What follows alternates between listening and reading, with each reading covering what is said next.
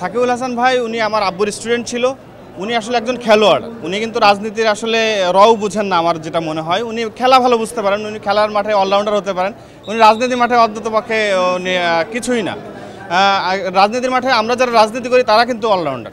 কারণ হচ্ছে উনি আমাদের সাথে রাজনীতি করে কখনো পারবে না। আর উনি রাস্তাঘাট বা কোনো কিছু উন্নয়নের ক্ষেত্রে উনি তো ওইগুলো কোনো কিছু বুঝবে না। উনি তো ধরেন রাজনীতি উনার পিছনে যারা রাজনীতি করবে সেই ধরনের লোকই তো উনি খুঁজে পাবে না।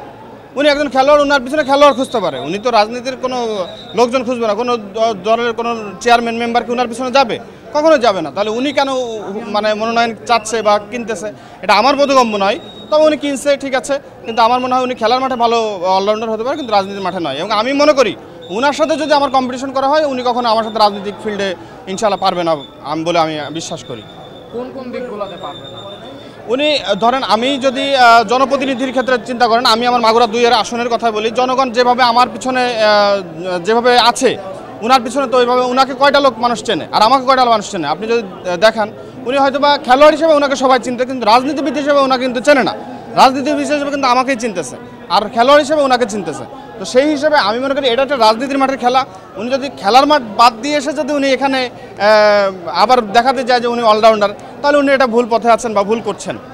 এবং সেই ক্ষেত্রে আমি মনে করি যে আমরা যারা রাজনীতি করছি দীর্ঘদিন ধরে তারা অনেকাংশে এগিয়ে থাকবে। বাসাল করেছি, আমি মনোনয়ন সংগ্রহ করেছি মাগুরা 2 আসনের জন্য।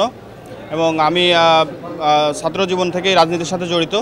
আমি ঢাকা বিশ্ববিদ্যালয় থেকে অনার্স মাস্টার্স শেষ করেছি এবং ওখানে রাজনীতির সাথে জড়িত ছিলাম এবং পরবর্তীতে আমি আমার এলাকার রাজনীতির সাথে সম্পৃক্ত।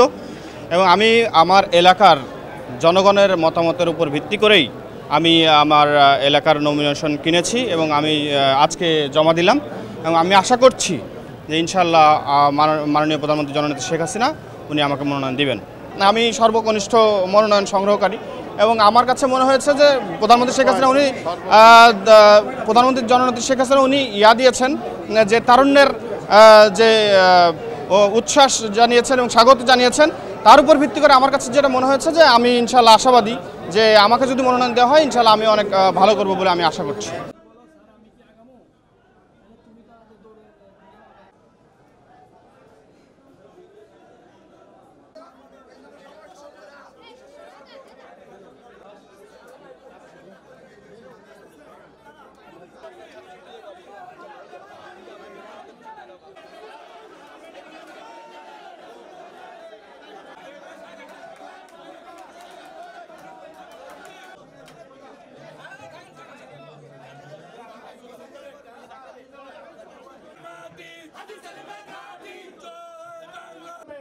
বের হয়ে যান।